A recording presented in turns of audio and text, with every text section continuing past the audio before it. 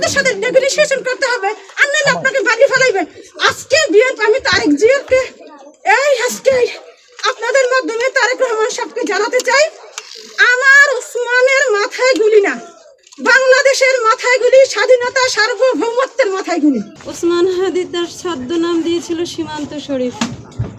Fascist Awami লীগের সময় ওর নাম গোপন করে প্রতিবাদী যত লেখা, আগ্রাসন বিরোধী যত লেখা, সীমান্ত শরীফ নামে এগুলো ফেসবুকে আপলোড করতাম। আমি বারবার নিষেধ করতাম, এগুলো করিস না, হাসিনা তোকে খুঁজে বের করে ফেলবে। ও শুনতো না, ওর রক্তে মাংসে বিপ্লব আর বিপ্লব। দেশের বুঝে গেছে ক্ষমতার দোহাই দিয়ে আর কোনো কাজ করা যাবে না, টাকা দিয়ে কাউকে কেনা যাবে না। আমার ওসমানকে 24-এর পরে বহু ক্ষমতার প্রলোভন দেখাইছে ইন্টারিম সরকার। এই সরকারের উদ্দেশ্যে আমি বলতে চাই, এই ইন্টারিম সরকার আজকে বিপ্লবী সরকার হওয়ার কথা ছিল, কেন হলো না? ইন্টারিম সরকার কেন চুপ্পুর হাতে ক্ষমতা নিল? চুপ্পুর হাতে কেন তারা শপথ পাঠ করলো? চুপ্পু স্বৈরশাসক হাসিনার লোক। এই সংবিধানের দোহাই দিয়ে বেগম জিয়া বলছে এটা ফ্যাসিবাদী সংবিধান। সারা বিশ্বে যেখানে যত মজলুম আছে সবার ওসমান হাদি এখন আর বাংলাদেশের নাই, তার যে ওই সীমান্ত শরীফ রেখেছিল সে আজকে সীমান্তের ওপারে চলে গেছে, সীমান্ত থেকে সীমান্তের ওপারে চলে গেছে। শুধু এই একটা রাস্তায় একটা ঘাটের তো খুবই সামান্য জিনিস। আমার ওসমান এমপি হইতে চাইছিল, সে তো এমপি হইতে চায় না, বলছে এটা আমি একটা প্যাটার্ন পরিবর্তন করতে চাইতেছি। ভাইয়ের নামে রাখা উদ্বোধন আসলে আমি কিছু চাই না, আমি শুধু চাইছি আমার ভাই বেঁচে থাকে। কোনো কিছুর বিনিময়ে আমার ভাই তো আর আমাকে ছোট করে রাখবে না। কোনো কিছুর সারা পৃথিবী দিল, আমি ছোট আপু ডাক আর শুনবো না। এখানে আজকে যারা উপস্থিত আছে, দেশপ্রেমিক যারা আছেন, তাদের কাছে আমার উদ্ধত্ত আহ্বান, আমার ভাইকে যদি জীবিত রাখতে চান, তাকে যদি অম্লান করতে রাখতে চান, তাহলে তার কাজগুলো চালিয়ে যেতে হবে। শুধু একটা লঞ্চ ঘাটের নাম দিয়ে দিল, আমরা ভুলে গেলাম। আসলে কি ওসমান হাদি কি ভুলে যাবার কিছু? ওসমান হাদি তার ছদ্মনাম দিয়েছিল সীমান্ত শরীফ। ফ্যাসিস্ট আওয়ামী লীগের সময় ওর নাম গোপন করে প্রতিবাদী যত লেখা, আগ্রাসন বিরোধী যত লেখা, সীমান্ত শরীফ নামে এগুলো ফেসবুকে আপলোড করতাম। আমি বারবার নিষেধ করতাম, এগুলো করিস না, হাসিনা তোকে খুঁজে বের করে ফেলবে। ও শুনতো না, ওর রক্তে মাংসে বিপ্লব আর বিপ্লব। দেশের এই ক্লান্তিক অবস্থায় ওর মাথায় ছিল জাতির কিভাবে মুক্তি মিলবে। 54 বছরে কি আমরা মুক্তি পেয়েছি? কেউ বলতে পারবে যে আমরা 71-এ মুক্তি পেয়েছি? আমাদের আজাদি লড়াইটা শুরু হয়েছিল সেই 1757 সালে। আমরা ঢুকে গেলাম একটা দুঃশাসনের মধ্যে, ব্রিটিশের মধ্যে ঢুকে গেলাম। সেই যে মির্জাফরেরা সেই 1757 সাল থেকে মির্জাফরি শুরু করলো, সর্বশেষ আমার ওসমান হাদিকে কুয়ে দিয়ে এখন ওরা শান্ত নাই। এটা কি ওসমান হাদিকে মেরে ফেললো? বাংলাদেশকে মারলো, বাংলাদেশকে আরো 1000 বছর পিছিয়ে দিত। আমার ওসমান যদি আর 5টা বছর সময় পেত, বাংলাদেশকে এমন একটা জায়গায় নিয়ে যেত যেখানে সত্যি আপামর জনতার বাংলাদেশ হতো। হলো না, আমাদের 47 হলো না, 47-এ আমাদের আজাদি বেহাত হয়ে গেল। 71 আসলো, 71 আমাদের বেহাত হয়ে গেল। 24 আসলো, 24টা আমাদের বেহাত হলো। কেন হলো? এর জন্য কারা দায়ী? আমার ওসমানকে যারা হত্যাযোগ্য করে তুলছে তারা তো দায়ী। আমার ওসমানকে কি শুধু ভারত হত্যা করছে? শুধু আওয়ামী লীগ হত্যা করছে? আমার ওসমানের পিছনে কতগুলো এজেন্ট কাজ করছে।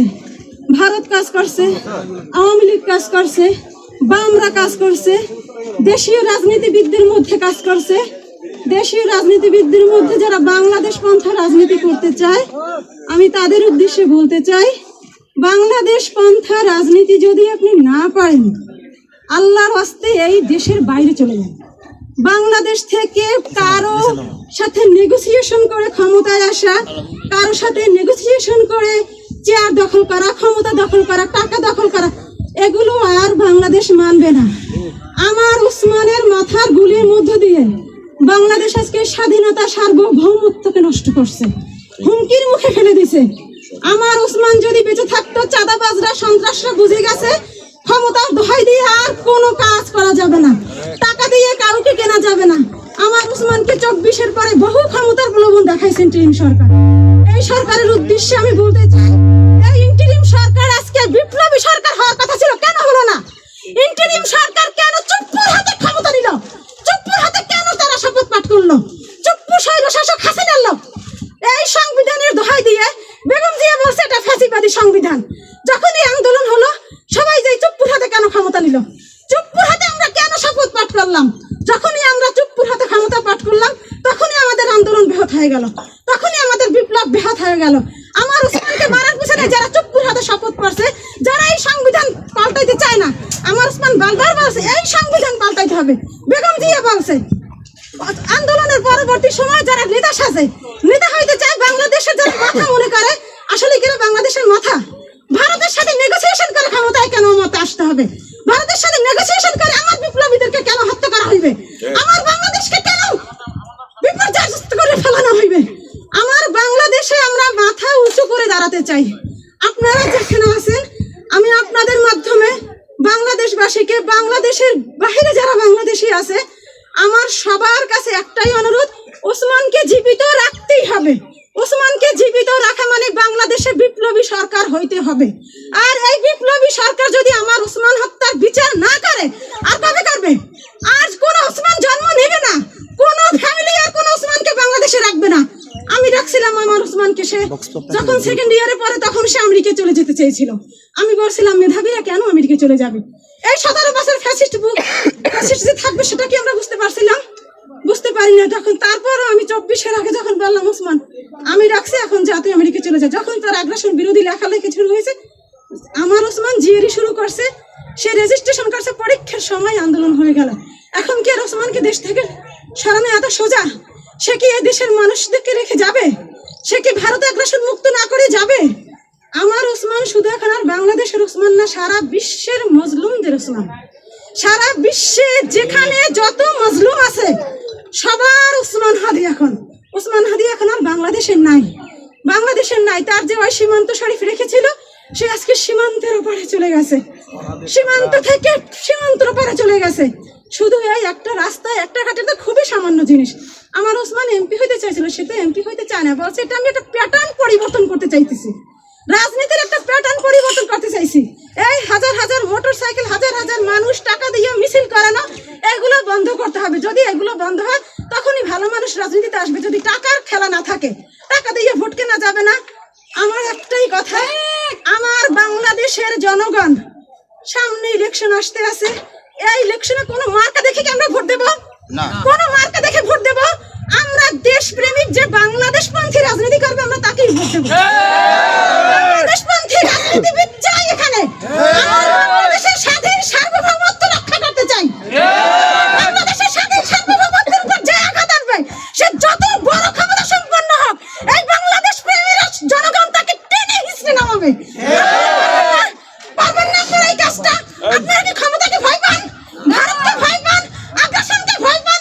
আমরা বাংলাদেশের মাটিতে আর কোনো দাদাগিরি সহ্য করব? কোনো দাদাগিরি সহ্য করব না।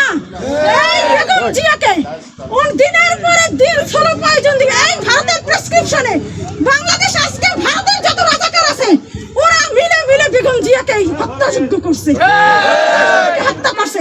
তারেক জিয়া কেন আন্দোলনের পরে তারেক জিয়া কেন বাংলাদেশে আসতে পারলো না?